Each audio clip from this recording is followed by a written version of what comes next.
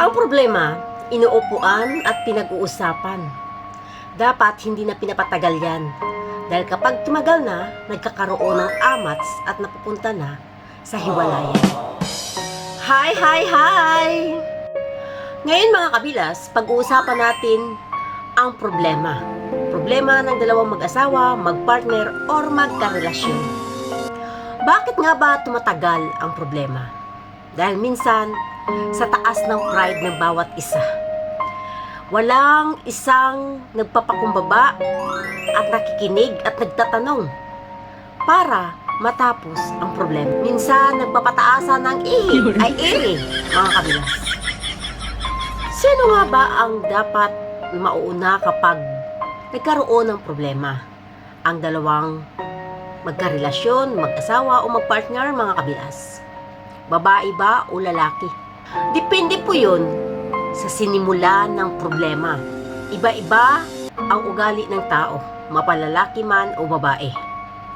Pero dapat nag-i-stick kayo sa issue.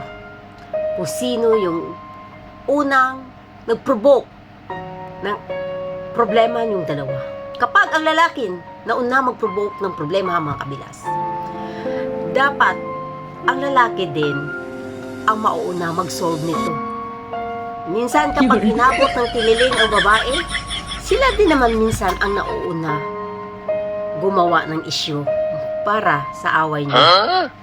Pero paano nga ba talaga masolve ang problema?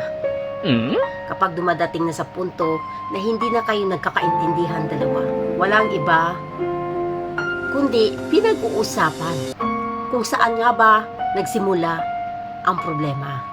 Dahil kung hinahayaan mo lang, pagkatapos darating lang yung araw, magpaparamdam ka lang na parang wala lang.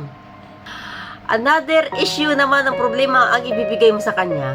So hindi na natapos-tapos ang problema. Kasi hindi pa natapos ang unang problema, may kasunod na. Mostly talaga, mataas ang ere ng babae. Mataas ang pride nito.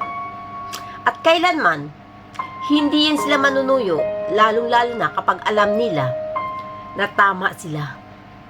Pero kapag ang lalaki tumaas ang pride sa iyo, na babae, dalawa lang ang rason yan.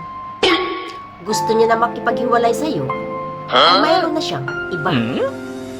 Kasi ang lalaki hindi naman talaga yan magda-direct na sasabihin sa iyo na ayaw na nila. Ang ginagawa nila, gumagawa ng issue, rason, dahilan. Ikaw mismo na babae ang makipaghiwalayan.